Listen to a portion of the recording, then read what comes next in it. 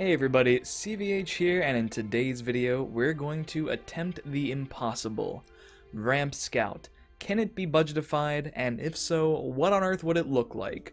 I've gotten a lot of requests to do a control or a ramp deck, just a slow deck in general for the Budget-ify series on this channel, and today is going to be that attempt. So first and foremost, let's talk about the list we're going to be attempting to budgetify. And if you aren't familiar with the Budget-ify series on this channel, in this series of videos, I'm taking basically popular, established archetypes and trying to budgetify them to make them new player and free-to-play friendly. And I'm doing that by taking out all of the legendaries and epic cards in the list and replacing them with commons and rares. So let's take a look at the deck list that we have to do that to today. I've commented a few times that it's going to be rather difficult to do that with a ramp or control deck due to the high density of very rare cards in them.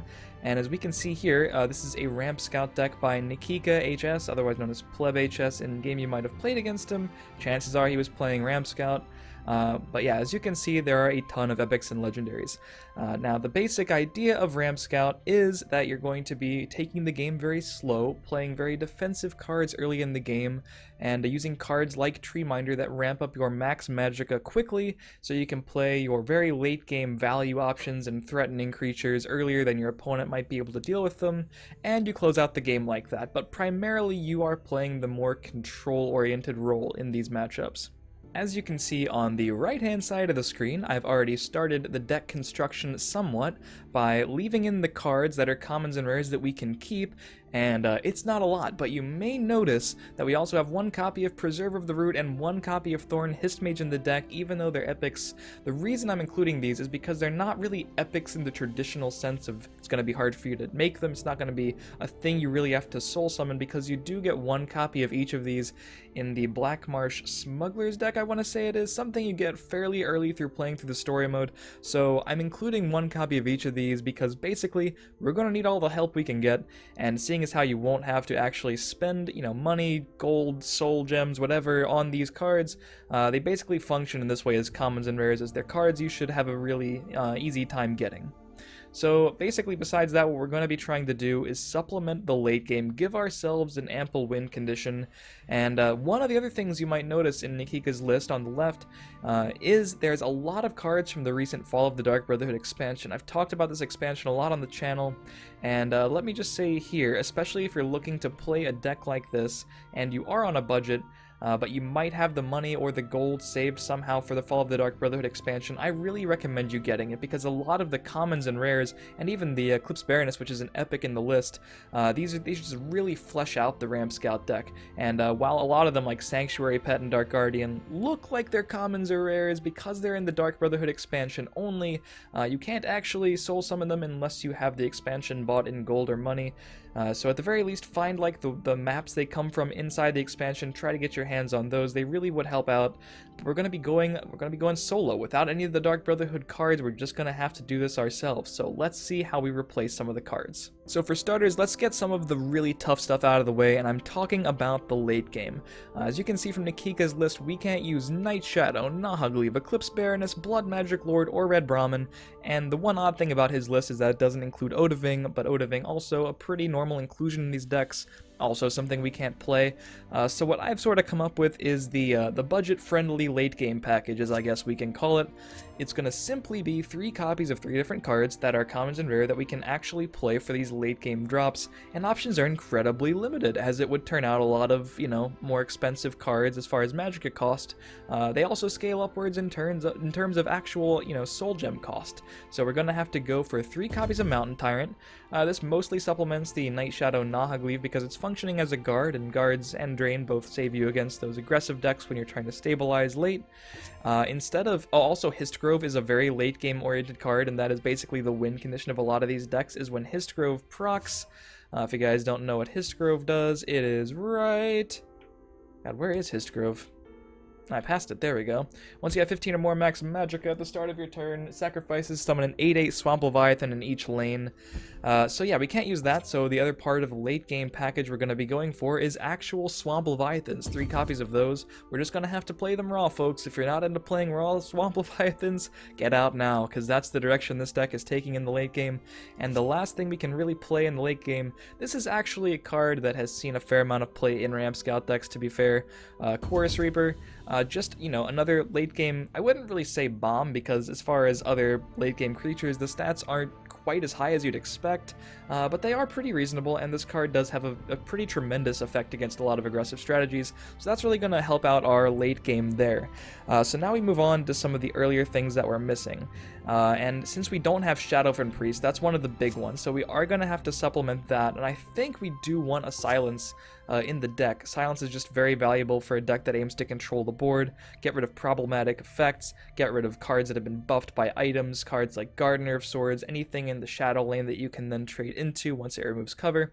And we're going to be playing an even more anti-aggro version of the Priest by using 3 copies of Cursed Spectre. We're sacrificing a little bit of stats and the support removal that we would have with the Spectre, that we would have with the Priest for the Cursed Spectre. If you need support removal, Vicious Drag is a totally fine option in neutral as well, so keep that in mind. Other things we're missing, we don't have Giant Snake, which is an incredibly good shackle. We're actually using Sanctuary Pet as well. But to supplement, we have a pretty good 5-drop in agility that doesn't see a whole lot of play in ramp decks, but is incredibly powerful. Cliff Racer, we can use this to help close out the game. We can use it to help simply trade with creatures with less power than less health than Cliff Racer's attack. It's totally reasonable as a defensive tool, and I've actually tested it a bit in more appropriate scout lists as well. Now, we did lose some tools in the early game as well, so we're going to be fleshing out some of those Magicka slots as well. One card that has gone in and out of these Scout Ramp lists is Fighters Guild Recruit, so we're simply going to put in 3 copies of those. Pretty easy inclusion there. We did lose some stuff in the 3-drop slot, like the Dark Guardian, but fortunately, as with the Cliff Racer, we have another very powerful drop on 3 that just simply doesn't see a lot of play in Scout lists, usually, well, not in Ramp Scout, usually in more aggressive decks using Endurance. 3 copies of Young Mammoth, fantastic stats. We can simply use that to take over the board early and efficiently trade with our opponent's creatures. Then we have one of the better removal cards in the game, Crushing Blow, again in and out of Ramp Scout decks, so we're putting in 3 copies of those, simply dealing 3 damage. Hard to go wrong there. And then we have 6 cards left to add. Now for the last 6 slots, I'm just going to go over some cards that you could potentially, switch in and out. These are just, this is going to be a split of 3 different anti-aggro cards you could include. Not exactly sure, since I haven't played this deck before, as you might expect, what the best ratio is. I suppose it depends on what you're playing, but 3 good anti-aggro options that we're going to run 2 of a piece are 2 Black Sap Protectors, pretty simple there, 2 copies of Midnight Sweep as soon as we find the card. We should be very good against aggro, by the way, since we have so many prophecies and so many guards early. 2 copies of Midnight Sweep. Prophecy summons the 2/2 guard in each lane. Pretty fine card there. And we did lose some Drain. There are a lot of different options you could go for. Restless Templar is totally fine, the 4-drop in Endurance, that is. We did lose Night Shadow, though, and one card that has seen a lot of play in Ramp Scout decks is Snake Tooth Necklace. Snake Tooth Necklace usually used on cards like the Hist Grove, because they pop out the Swamp Leviathans, then you can drain for an awful lot, but we have Mountain Tyrant, which is like Night Shadow without drain, and we have the raw Swamp Leviathans themselves.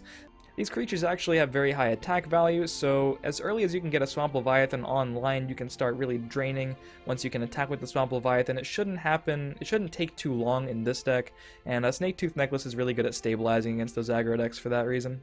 So that's the list. Now we're going to take it to casual, play a couple games with it, see if we can get some wins, while discussing the card choices from a more first-hand perspective. Alright, it appears we've found our first victim. So as mentioned, we are going to be trying to play the defensive role as the game is early, and as we move into the mid and late game, we should be dropping our threats with control of the board, hopefully finding Snake Tooth Necklace if we need a heal, because that is the heal we've included. And I'm just going to full ship all of this and look for a 2-drop of some sort.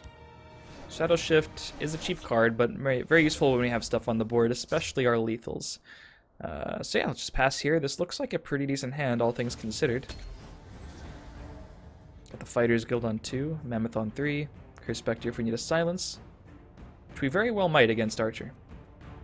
One added benefit of playing the Curse Spectre is that most people playing around your silence effects, if they actually can, are going to be thinking about Shadowfen Priest, which costs 5, so the earliest you can play a Shadowfen Priest with the Ring of Magicka is going to be 4. Curse Spectre can, in fact, come out earlier than that. He started with a Shadowlaned 2-2. Just going to contest that with the 1-2 lethal. Try to get a trade there.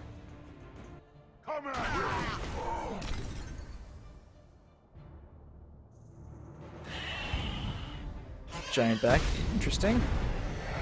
That is very interesting. So we're not really worried about the drain at all, unless he's playing cards like Triumphant Jarl, and that's a pretty obvious inclusion in Archer decks, as you might have seen from the Budget-ify Archer as well. So we'll just play the Young Mammoth, try to get a favorable trade on that. Not worried yet. 4-4 beats a 2-2.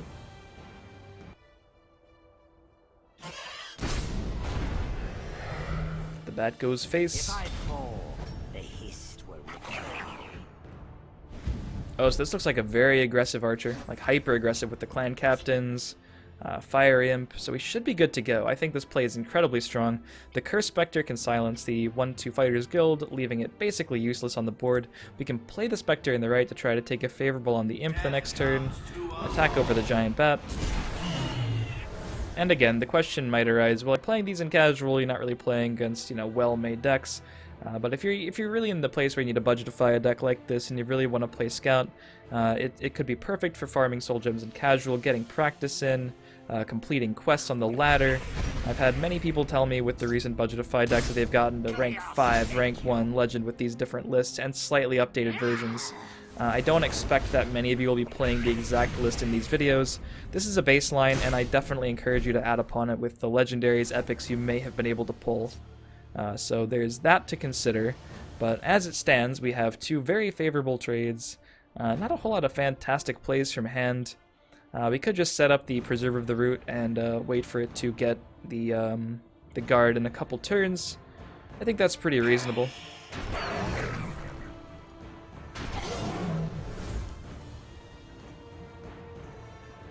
I would protect the Hist.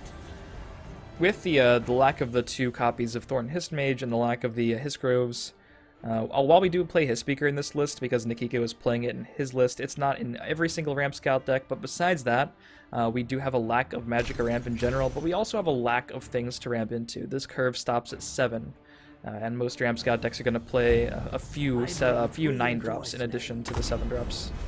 And possibly even higher. We have the 8-drops and Eclipse Baroness nowadays. And we have the Odoving, obviously, to consider, none of which is available to us. So we're just going to be trying to stabilize at this point. It's kind of a boring game plan, but that's what you sort of get yourself into. We could simply favorable trade, and that will ensure the Mountain Tyrant stays healthy, and I think that's okay. Archer also has a lot of ways to deal 1 damage. Preserver will turn into a Mountain Tyrant next turn. We're not going to take the 4 damage in this deck. It's important to consider when you might want to play Snaketooth Necklace. We don't have it yet, but it is something to consider because if we draw Snaketooth and we hit for 6, if he's at 26, we'll be giving him 2 more cards, whereas otherwise we'll just be giving him 1 card.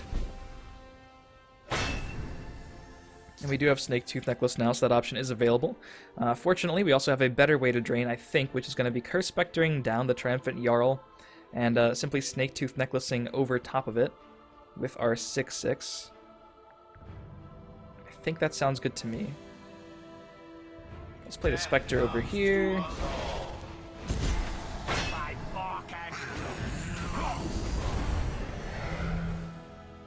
I think at this point I might start chipping away slightly because we could start going in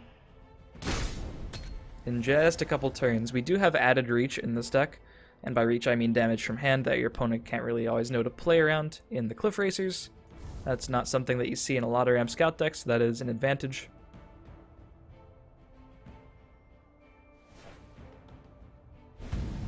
I bring reinforcements. Another Soul Rust Marshal.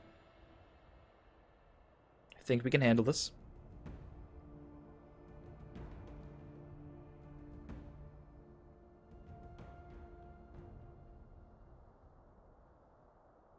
Over here, this way.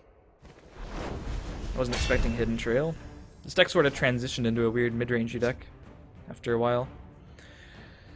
7, 13, 15, 16, 17, 21, 2, 3, 4. We don't have lethal or anything, but at this point we can safely two-turn our opponent since we're at such a high life total. We can recognize that there's basically no possible way to lose from here. Or, I mean, lose all of our life. Obviously, losing the game is still a potential thing that could happen, but it's not going to happen next turn with our life reducing to 0. We can pretty much know that for certain. The two biggest attacks in first.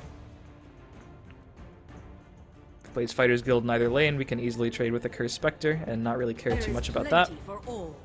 It's slightly annoying.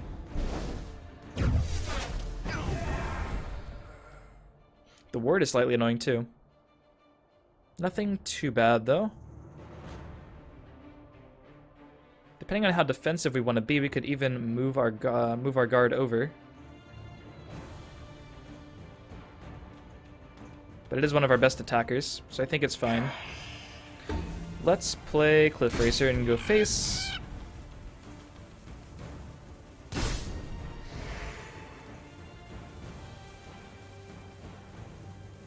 He has 10 damage on board. He can drain for just a bit.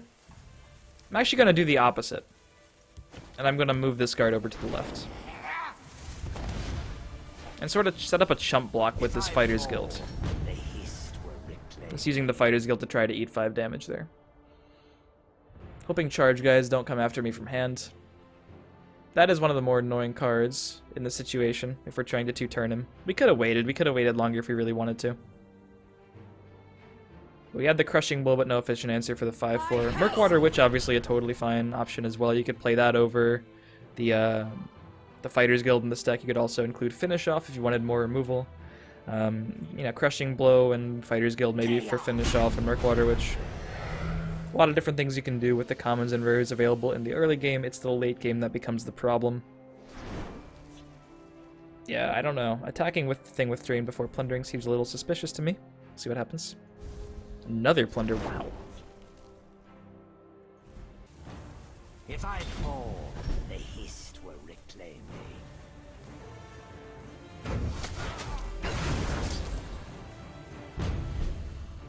Arrow in the knee. One could say that was unexpected. So let's see how much damage we actually have. We can hit that. We can Territorial Viper it if we want. 6, 7, 8, 9, 10, 11, 12, 13. Because we don't have 11 Magicka, so we can't do all of this.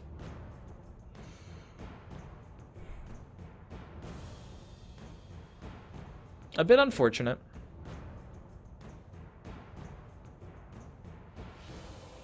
Could just let the Cliff Racer bite it, but I'd rather keep it around if possible.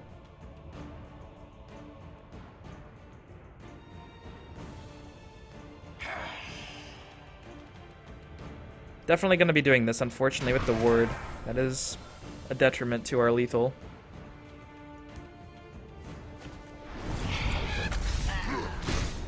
I'm actually going to take care of this this drain before giving him a chance to get a guard. I don't think he would guard that lane, but just in case. So he only has 5 damage on board. He has many plunder items, though, which is quite scary. I'm ready for anything. Gore and glory! 6 Magicka left, needs to remove both of my creatures or find a way to gain life.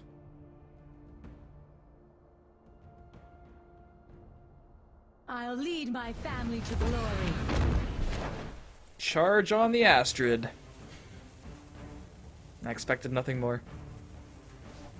Mace off the plunder. Ugh. The void awaits you. It's good to be lucky. So we could still win if we top deck the 3rd Cursed Spectre. We could silence our Cliff Racer and smack him. And I still think we're fine. I honestly still think we're fine.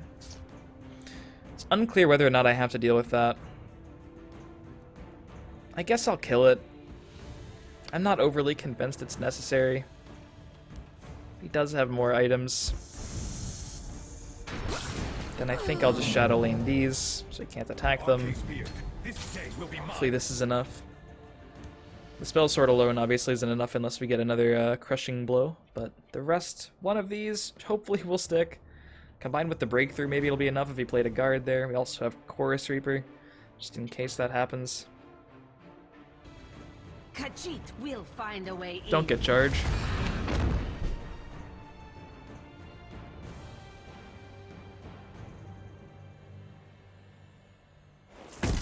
Am I cringing enough?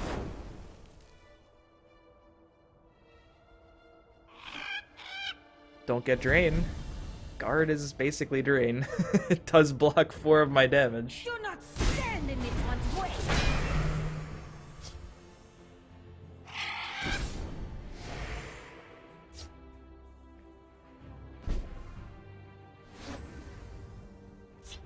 Okay. Thank the added reach. A fine battle. It has been an engaging.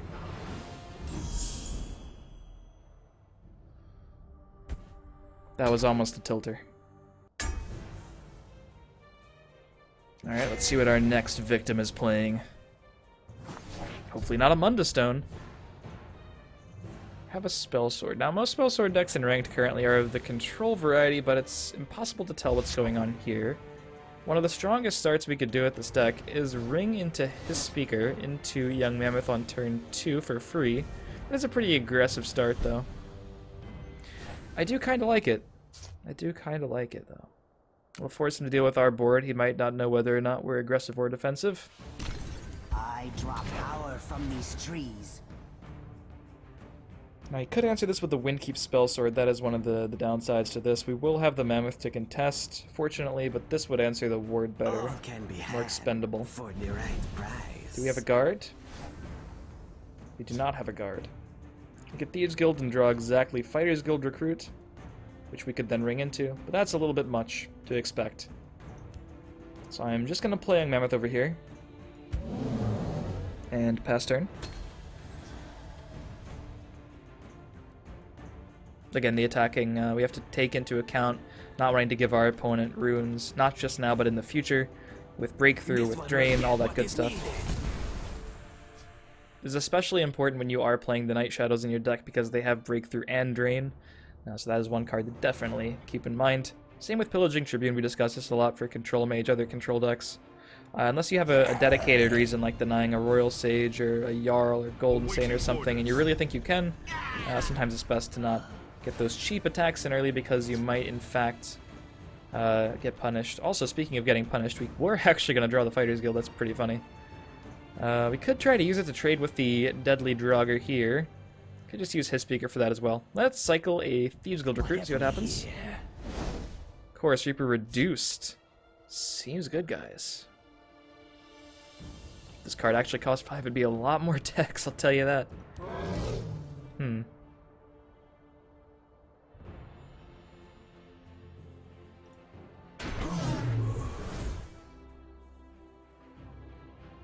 think I'm just going to trade in the his speaker here and try to save this to block something that looks more like a high priority target.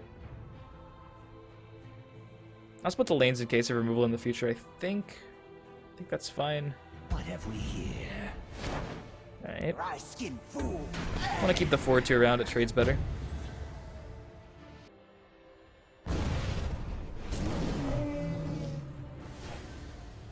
Edict pretty good, but he might wind up wishing he had that for Swamp Leviathans later.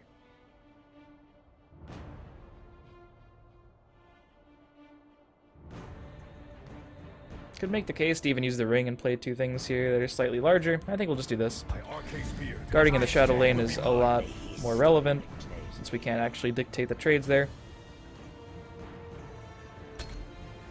Looks like it's going to be at least a good few turns until we attack. The Bloodpact Messenger did a lot of work, actually.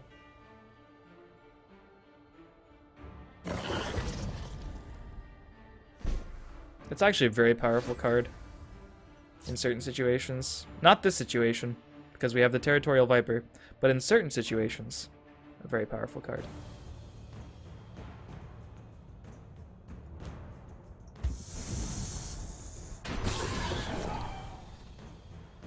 You fight well. If he has another one, we could be in some trouble, though. The be nice to start seeing Swamp Leviathans, but this is a deck that apparently will have a lot of removal. He's on a defensive plan, as we are. It's fairly easy to answer with the Chorus Reaper. I hope he stockpiles something else in that lane that would be a juicy Chorus Reaper target. For the Emperor.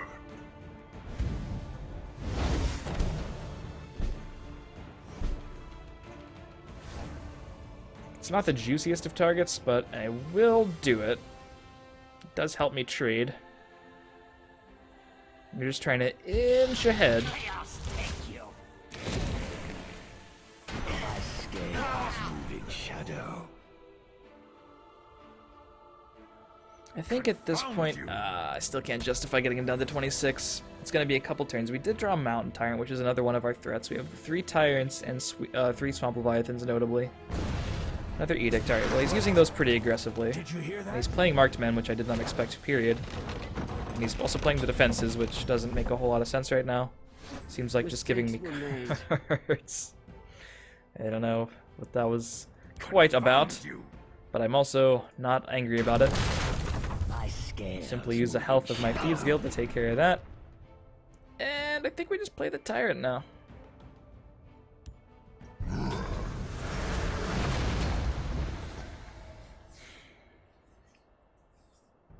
This deck does traditionally suffer from a lack of card draw in the late game. The Eclipse Baroness has helped tremendously with that, but that is a Dark Brotherhood card and not something that we have access to as a result. You fight well. Play all 3 of our guards here. A little concerned about what late game he might be playing. The forest is my strength and my courage. If I fall, the Hist will reclaim me. Again, since we have limited things to actually ramp into in this build, at this point of the game, Tree Minder starts being useless. At this point, I will get him down to 26, I think. My scales moving shadow. Spell Sword doesn't have any self-damaging effects. I think as soon as we draw another threat and it sticks for a turn, we'll probably start attacking.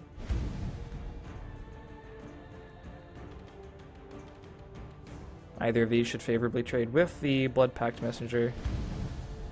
This one will get what is needed. Did not know we needed to play around that, but I'm kind of glad that that happened like that. Found you. Feed and spleen. My scales moving shadow. My Arcase beard. This stay will be mine. He probably thought I was going to play something a little bit more impressive than a 2-2 with Ward.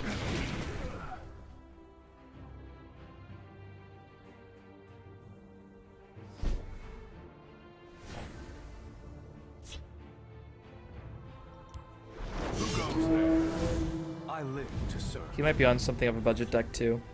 You know, not uncommon if you're playing casual or lower ranks. He clearly has the Dark Brotherhood expansion as we do as well. If I get Odavinged, man, I am just gonna be sad. It's gotta be overall correct to play this here. If he has Odaving, we are going to lose to it. Who goes there? I live to serve. Next turn we have like 13 power, I think. Yeah, 13 attack. So we could reasonably 2-turn him. If it's an Odaving. If it's an Odaving.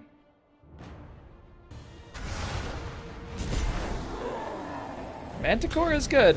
Manticore is a constructed playable card. Suppress was questionable. He didn't need the suppress, he could have just targeted it. Kill them all. Seems fine with me. The end of life is not the end of usefulness.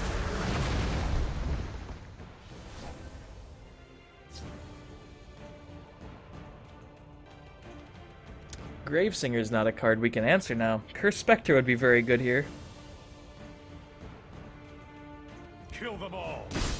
Confound you. Now I legitimately have no idea where this spawns, if he gets to choose or not. I feel like he doesn't get to choose, and I feel like that's the only way I win this game, so I'm gonna hope I'm right about this card. I'm just gonna smack him in that lane and hope Manticore does nothing to me. Oh god, I was right. Feels good, man, because I actually haven't seen that card proc before. Wait, no, I did it myself once. I should have remembered what happened when I did it. We call this knowing when to turn up the heat and hoping he doesn't have an answer. Dark Guardian is reasonable. Not losing my mind over it yet. This is going to be shuffled into his deck, so we don't have to worry about that coming out next turn. So next is going to be a Blackworm Necromancer coming out with charge, and that's useless, because he's going to be behind on life for sure. I hope this charge really tempts him into attacking here. Not sure that suppress is quite worth it either. Shadows. Drawing first should have happened. I'm sorry, I'm nitpicking. I shouldn't be doing that.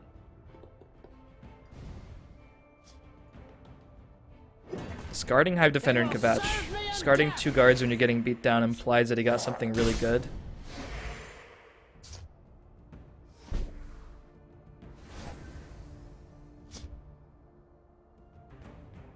Alright, let's draw. What have we here?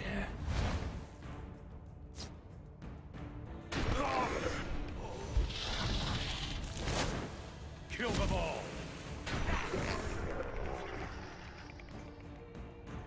You fight well. Kill them all.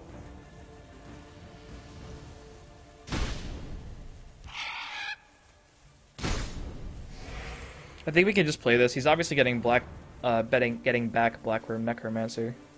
I draw power from these trees. Which is not going to have an effect here since he's behind on life. Meet death's dark embrace. Does get charged, but I don't think he can kill me here. 10 on board. I am kind of curious what he got off that, the camel. He chose quickly, but it might have been because of... Okay, maybe that? Actually, I haven't paid attention to where the cards were. I should have been doing that. But we do have some reach. We do have the removal in our hand. He does get to clear my 2/2 for sure. This game was actually very, very close. Did not expect Gravesinger. Could have kept 2 crushing blows in my hand and just not dealt with the Manticore, I think it was, that we used one on. You must be cleansed. It's interesting. Looks dead to me. They will serve me in death! I swear Swamp Leviathan's a good finisher if we can actually play it, but we couldn't this time. Curse Spectre, we could silence that and give ourselves extra reach, not that we really need it. But yeah, here if you're racing and if you have a Swamp Leviathan, just being able to drain is pretty immense. It has been an engaging hunt. Now here we're looking for ways to try to guarantee it. Doesn't quite matter since there's no one prophecy that would save him here. We can't really bypass, but if we were at 4 against a blue deck, we could Snake 2 first, so Lightning Bolt Prophecy wouldn't kill us. Yeah. So that's some games with the Budget-ify Ramp Scout deck. Those are actually some of the most interesting games I think we've had in the sort of casual test games in the Budget-ify series so far. So hopefully you enjoyed. Hopefully it gave you a little bit of the gameplay of this deck. The games are going to be pretty long if your game plan goes according to plan. But don't be scared, you have pretty good mid-range threats thanks to like Young Mammoth, Swamp Leviathan, etc. that can, start aggressively attacking your opponent down. And they're not always the easiest thing to answer. So hopefully this deck does you well if you're really interested in playing a slow scout deck on the ladder and you needed a budget solution to that. Here you go. Hopefully you enjoyed. As always, if you did, feel free to leave a like, leave a comment with your thoughts, join the conversation in the comments, stay followed to my Twitch in the description. I stream this game daily, and stay subscribed here for more strategy content, and I'll see you guys next time.